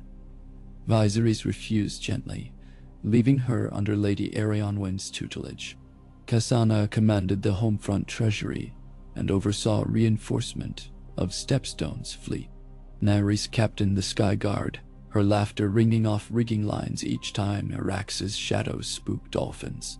They rounded the broken arm, passing storms ends restored ramparts where banners fluttered in brisk salt wind. Across the summer sea they skirted the pirate nest of Skull Isle, exchanging ballista bolts with black-sailed raiders foolish enough to test dragonfire. Halfway to Volantis, scouts plucked from captured Corsair confessed fearful news. The Black Spoon sailed not in stepstones but up the Rhoyne, financed by the Glass Man to siege the free city from within. Should Westeros send aid? Viserys adjusted course upriver, navigating broad, murky currents flanked by drowned statues of forgotten Rhoynar kings. Locals gaped at dragons, some knelt, others fled. They reached Volantis after midnight, a sprawl of twin cities split by water, tiger stripes of torchlight marking aristocratic mosaics and slave warehouse. Mooring outside the black walls, Viserys donned armor chased with swirling dragons and strode with Lucerys, Nira, and a phalanx of guards toward the Elephant Gate. Nares descended upon Meraxes, perching above the river like a dark god forbid. At the gate, Volantine magistrates quaked. Viserys produced sealed letters of credit equal to half the city's vaulted treasure. "I purchase all gradient contracts and enslaved bonds," he declared. "Every name, every debt." The magistrates sputtered, scribes calculated, moneylenders hissed. But it overrode fear. They accepted. Thousands of parchment scrolls changed hands by dawn, carted in cedar chests to the royal flagship. Volantis slaves, learning of transaction, clustered along embankments in silent hope. Viserys ordered a public forum outside the Tiger Gate at noon. Beneath scorching sun, he stood upon plank dais. Nyra and Lucerys hefted a brazier brimming with wild lavender oil. In front of assembled throng, chains clanking, merchants gawking, Viserys lifted a torch. "These bonds are paid in full," he proclaimed. "By order of the Iron Throne of Westeros, no man or woman shall owe life to parchment." He thrust torch into brazier. Flames roared violet, devouring scrolls like hungry dawn. Smoke spiraled up, carrying embossed seals into air as black butterflies. The crowd erupted, some in cheers, bankers in curses, freedmen in sobs. The noise rolled across the Rhoyne like thunder. Above, Meraxes spread wings and bellowed, the sound drowning dissent. Sunshard echoed shriller. The comet shone concurrent, a midday star watching. Viserys turned slowly to the magistrates, informed the gradient. Their leverage burned with their parchment. Hush fell. Even the wind paused. Night cloaked Volantis in uneasy stillness. Ships ready departure. On the flagship's stern deck, Viserys watched the comet, cast silvery ripple shadows on river. Nyra approached, holding folded scrap. Intercepted message from Gradient agent near Goyan Droa. "They call you Fire Waster." Viserys smirked. "Compliment, perhaps." Nyra's smile faded. "It also says, the dragon forgets water can turn smoke into mirror. When the tail bleeds, so shall Dragon King. I worried they target AEMON. Nice." Cold sliced Viserys' spine. "We sail home, full speed. Send swift wing ravens ahead." Ravens outraced them, yet fear outrun ravens. In King's Landing, Lady Arianwen mustered triple guard around youngster AEMON, setting Doom Guard, Iliite archers in onyx mail, outside her solar. Sunshard prowled the skies day and night, restless. 7 nights before the king's expected return, the comet brightened to a sword of living argent, tearing the heavens. On that same night, a fleet of unflagged river cogs crept up Blackwater Rush, disguised as trade barges bearing barley. Doomguard at Mud Gate allowed passage after cursory check. Once inside, the cogs disgorged silent swimmers cloaked in eelskin, each wielding glass-tipped blades. They infiltrated waterside granaries, torching stores, then scaled cliff staircases toward the Red Keep. A trio slipped into faint torchlit corridor outside Aemon's bedchamber, dispatched 2 guards with poisoned quills, and pressed inside, only to face a 12-year-old girl already armed. Aemon had been training nightly with Lady Arianwen in secret. When intruders slunk through door, she loosed a small crossbow. The bolt struck first assassin's throat. She shrieked, "Dracarys!" though no dragon answered inside stone. But outside, Sunshard felt bond flare. Sunshard smashed through stained glass window, an explosion of gems. His roar filled hall. Flame jetted, incinerating remaining assassins into glassy ash. Castle bells clanged. Doomguard raced. By dawn, 23 assassins lay dead across city. 10 captives confessed allegiance to Gradient. Tokens of 3 interlocked diamonds hung from cords around their necks, glass shards fused within. When Viserys sailed up Blackwater 2 days later, smoke from granaries still coiled overhead. He found his daughter safe, but pale, bite marks of fear around her lips. He knelt, cupped her face. "You fought bravely." Her eyes brimmed. "I killed a man. You defended realm and self. Death sits heavy, but cowardice heavier." He pulled her into embrace, silent promise shared with weight of comet's glare. King's Landing licked wounds, but panic rustled like rats behind walls.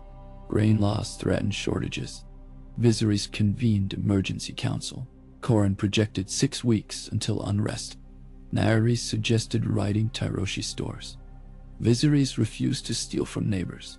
Instead, he dispatched riders to Reach, Dorne, and Vale with doubled payment for cargo. Meanwhile, he ordered Gradient prisoners questioned, not tortured, but challenged with their own philosophy. Some remained stone-eyed, others broke, revealing bits. Gradient's leadership rotated through masks of polished colored glass. They worshipped probability, sought to trigger regime collapse via bleeding points like grain and debt. They believed dragons symbolized tyranny of immutable power. Viserys looked to Naerys. "They hate what cannot be bargained." Naerys laid dagger flat. "Then we show them dragons bargain with no one." The comet reached full brilliance, tail spanning quarter of sky, and for 2 days seemed motionless. Religious fervor spiked. Zealots flooded streets chanting for penance. Smugglers sold comet dust snuff. Faith militant petitioned Crown to ban sky idolatry. Viserys declined, citing freedom of wonder. That same week, Aemona recovered. She insisted on accompanying father to Stepstones, where Triarchy's Black Spoon still raided. Viserys weighed danger, then aloud, under guard of Arianwen and Sunshard. Cassana reluctantly assented. "She must learn world's edges," she whispered. "Else it slice her unprepared." Fleets sailed again, dragons aloft, steel below. Stepstone's breezes smelled of salt and carrion. On 3rd day of patrol, crows circled Black Wedge formation of warships anchored at Smoke Break Isle. Flags of Black Spoon. A cracked utensil over Bleeding Heart fluttered. Mirax's roar sent some crew diving. Others manned scorpions. Naerys soared down first, flame turning masts to torches. Arrow volleys pattered her flanks like rain on slate. Sunshard struck from sun, igniting pitch buckets. Viserys Drommonds closed, launching grapnels. Boarding planks slammed. Aemona, kept amidships, watched wide-eyed as men clashed. She saw fear, fury, blood, courage interlaced like threads in tapestry teacher Arianwen once described. On flagship Spina, Viserys confronted the Black Spoon, revealed as a gaunt woman with onyx braids and utensil-shaped brand across cheek. She fought with twin sickles, feet swift as gulls. Viserys parried glimmering against curving blades, sparks spitting. She hissed, "Gradient will grind you, Dragon Lord." Viserys spun, hooked her ankle, disarmed one sickle. Radiant mismeasures, weight of will. His follow-through sliced branding clean from her face, leaving blood river. She staggered, dropped second blade. Lucerys secured her in chains. Cross decks, surviving corsairs surrendered. Smoke rose, interwoven with comet silver overhead like threads of fire and ice. Aemona approached her father after battle, blood-flecking armor. "They fear us, yet still strike. Will fear ever suffice?" Viserys knelt. "Fear alone never. Respect, trust, hope, those forge lasting peace. But sometimes fear must open ears."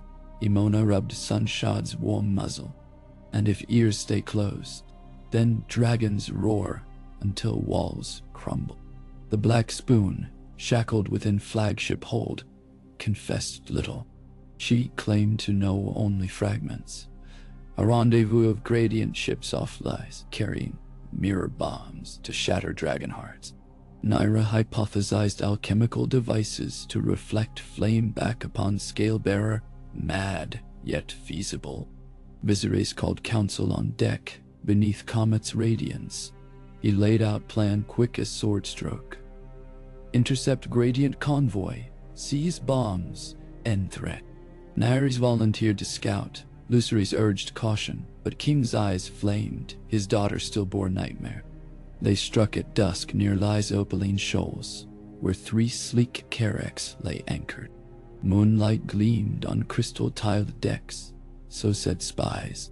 Meraxes descended first, screeching like wrath incarnate.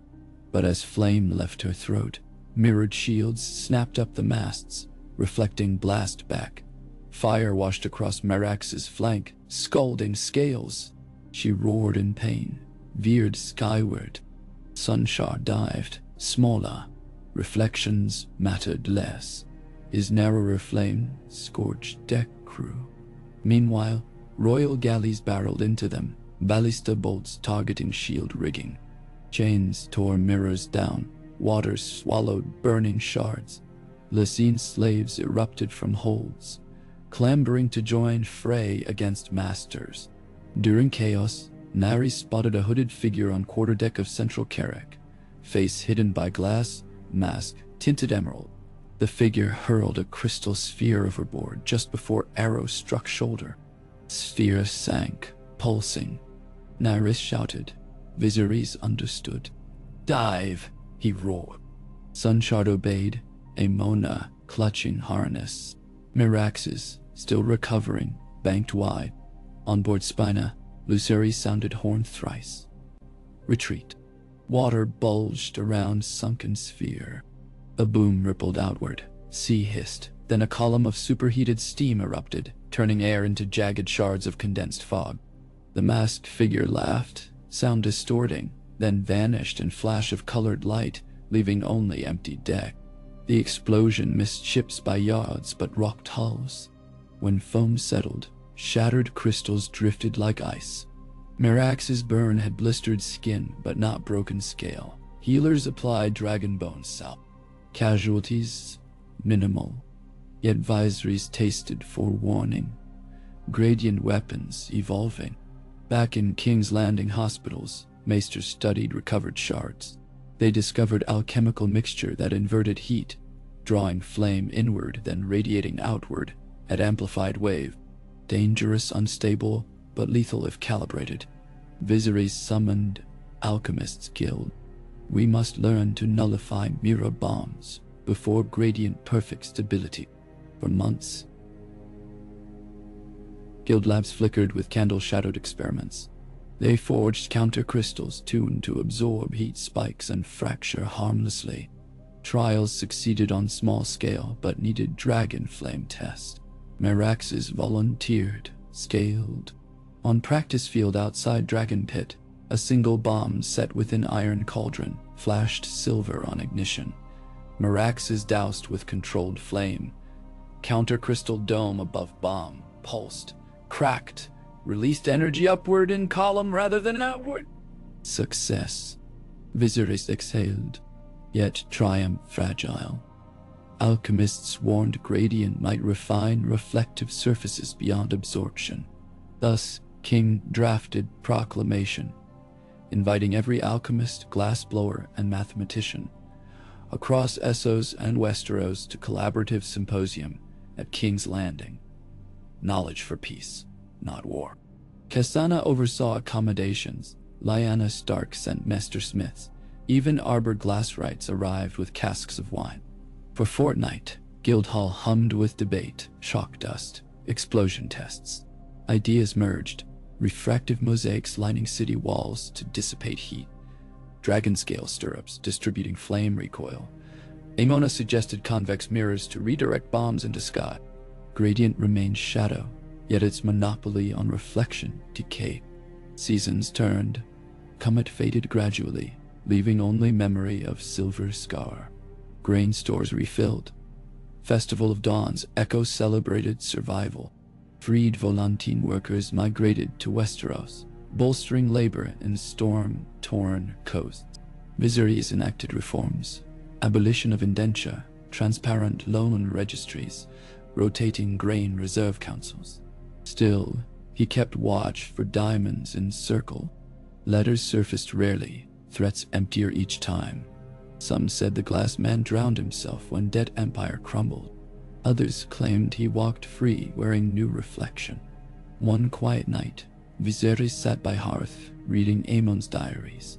Page corners yellowed and steadfast. A line caught his gaze. Power is mirror and forge. Polish it without thought, and you reflect fear.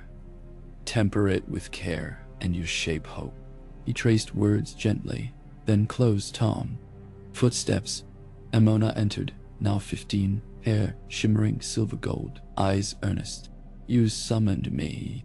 Viserys gestured, seat facing fire. Your mother wishes you wed within 2 years. Alliances matter. But I will not barter you like arrow bundle. You may choose. He offered parchment list. Heirs of Dorne, Reach, Vale, even a northern Lord Manderley. She scanned, thoughtful. I will consider. But father, I desire first to see the world's weave. Uncle Aemon wrote of Pentos libraries, of Lorath shadow plays, of Shadowtown's star mirrors. Let me travel under Aelys, learn how subjects live away from dragons.